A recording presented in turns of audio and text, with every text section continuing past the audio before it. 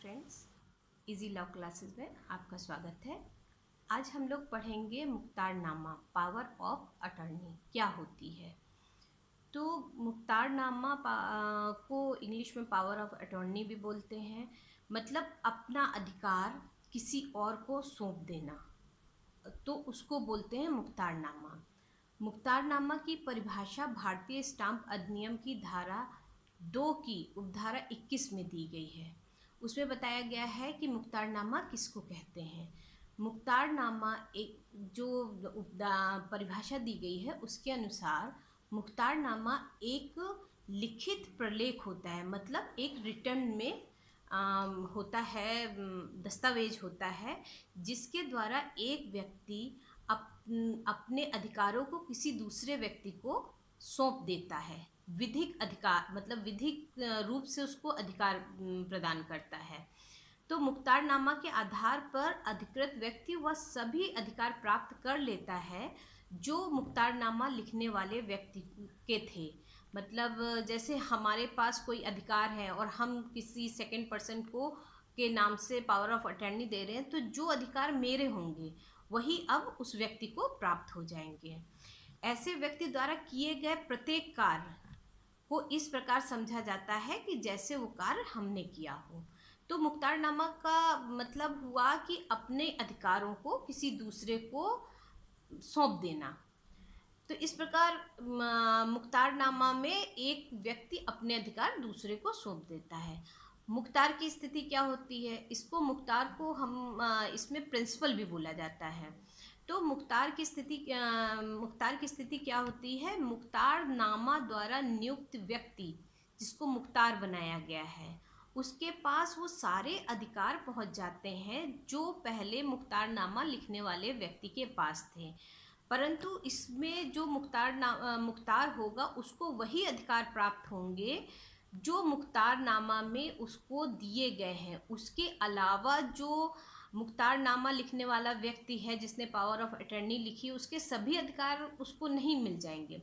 उसको सिर्फ वही अधिकार मिलते हैं जिसको उसको दिया गया है, जिसको रिटर्न में उसको दिया गया है कि तुमको ये अधिकार दिए जा रहे हैं। जिस व्यक्ति को मुख्तार बनाया जाता है उसको प्रिंसिपल कहते हैं। इस प्रकार ये हो गया मुख्तार की स्थिति क्या होती है। फिर है मुख्तारनामा को प्रमाणित होना आवश्यक होता है।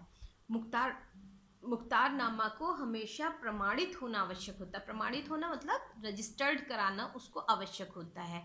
किसी ने ओरल मतलब किसी ने ऐसी मौखिक बोल दिया कि तुमको मैं पावर ऑफ अटर्नी दे रहा हूँ, आज से मेरा सारा काम तुम करोगे, तो उसमें क्या होगा, वो व्यक्ति जब तक अच्छा कर रहा है तब तक तो आपको ठीक है। अब उसने कोई ऐसा उससे कोई गलती हो गई या कुछ नुकसान हो गया तो आप तो बोल देंगे कि हमने कहा ही नहीं। इसीलिए पावर ऑफ अटर्नी को रजिस्टर्ड कराना कंपलसरी है। ये रजिस्ट्रेशन कहाँ हो सकता है, ये न्यायालय में हो सकता है, पब्लिक नोटरी में भी कराया जा सकता है, इसको केंद्रीय सरकार के प्रतिनिधि द्वारा प्रमाणित किया जा सकता है और न्यायाधीश या मजिस्ट्रेट द्वारा भी इसको प्रमाणित किया जा सकता है।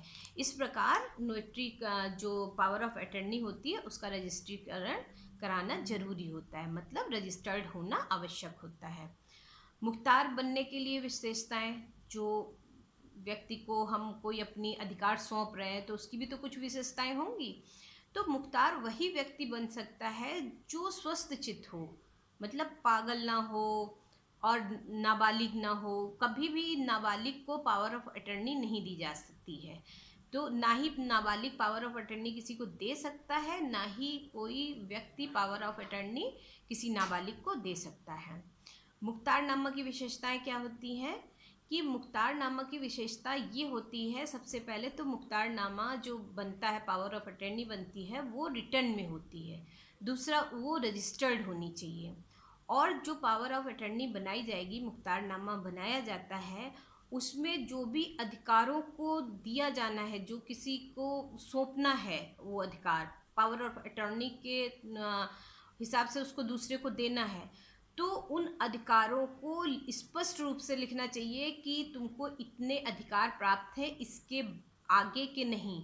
मतलब कि मैं पावर ऑफ अटर्नी किसी व्यक्ति के नाम कर रही हूँ, तो मैं उसमें साफ लिखूंगी कि इस व्यक्ति को बैंक से 10,000 रुपये निकालने का अधिकार प्राप्त है महीने में, इससे ज़्यादा का नहीं। तो या इस व्यक्ति को इतना काम करने का अधिकार प्राप्त है, इससे ज़्यादा का नहीं। तो वो जो भी होगा मुख्तारनामा में बिल्कुल स्पष्ट रूप से लिखा जाना चाहिए। और जो भी मुख्तारनामा में अधिकार दिए जाते हैं, उसके अलावा अगर कोई व्यक्ति कार्य करता है अपने अधिकार, उसके अधिकार क्षेत्र से बाहर, तो उसके लिए वो जो मुख्तार होगा वो स्वयं जिम्मेवार होगा। उसके लिए जो मुख्तारनामा लिख रहा है व्यक्ति, उसकी कोई जिम्मेदारी नहीं होगी। उसकी जिम्मेदारी सिर्फ वहीं तक होगी जितने के अधिकार उसने मुख्तार को सौंप रखे हैं। और नामा के प्रकार, तो मुख्तारनामा 2 प्रकार का होता है। एक होता है मुख्तारनामा खास और एक होता है मुख्तारनामा आम। अच्छा, इसमें मुख्तारनामा में मैंने आपको बताया कि मुख्तारनामा में स्टाम्प लगता है क्योंकि रजिस्टर्ड कराना पड़ता है, तो जब रजिस्टर्ड कराना पड़ेगा तो स्टाम्प भी लगेगा। तो इसमें जो स्टाम्प लगता है वो जो व्यक्ति अधिकार दे रहे हैं, जैसे एक व्यक्ति अपनी पावर ऑफ अटर्नी किसी दूसरे व्यक्ति को दे रहा है, तो अगर इधर कम लोग हैं, अधिकार देने वाले तो कम लोग हैं और लेने वाले ज़्यादा लोग हैं, तो पावर ऑफ वो स्टाम्प पेपर ज़्यादा लगेगा। तो स्टाम्प पेपर इस बात पे कम या ज़्यादा लगता है कि कितने लोग मुख्तार बन रहे हैं। इससे मतलब नहीं होता है कि 4 आपके पार्टनर्स हैं, वो लोग 4 पार्टनर्स मिलके एक व्यक्ति को अगर अपना मुख्तारनामा दे रहा है या पावर ऑफ अटर्नी दे रहा है, तो उसको स्टाम्प शुल्क कम लगेगा। लेकिन वहीं पर अगर कोई एक व्यक्ति अपनी पावर ऑफ अटर्नी 4 लोगों को दे रहे हैं, तो फिर स्टाम्प शुल्क ज़्यादा लगेगा। तो स्टाम्प शुल्क हमेशा मुख्तार के संख्या के ऊपर डिपेंड होता है। इस प्रकार जो शुल्क होता है वो मुख्तारों की संख्या पे डिपेंड होता है। जो स्टाम्प शुल्क होता है वो मिनिमम 10 रुपए का, और मैक्सिमम की कोई लिमिट नहीं है, क्योंकि अगर कई बार जो धन संबंधी अधिकार होते हैं तो उसमें ज़्यादा भी स्टाम्प शुल्क लगता है। इस तरह आज हमने जाना कि मुख्तारनामा क्या होता है, मुख्तार कौन होता है और मुख्तारनामा कैसे लिखा जाता है। Thank you friends. अगर आपको वीडियो अच्छा लगा हो तो शेयर, लाइक और सब्सक्राइब कीजिएगा। Thank you.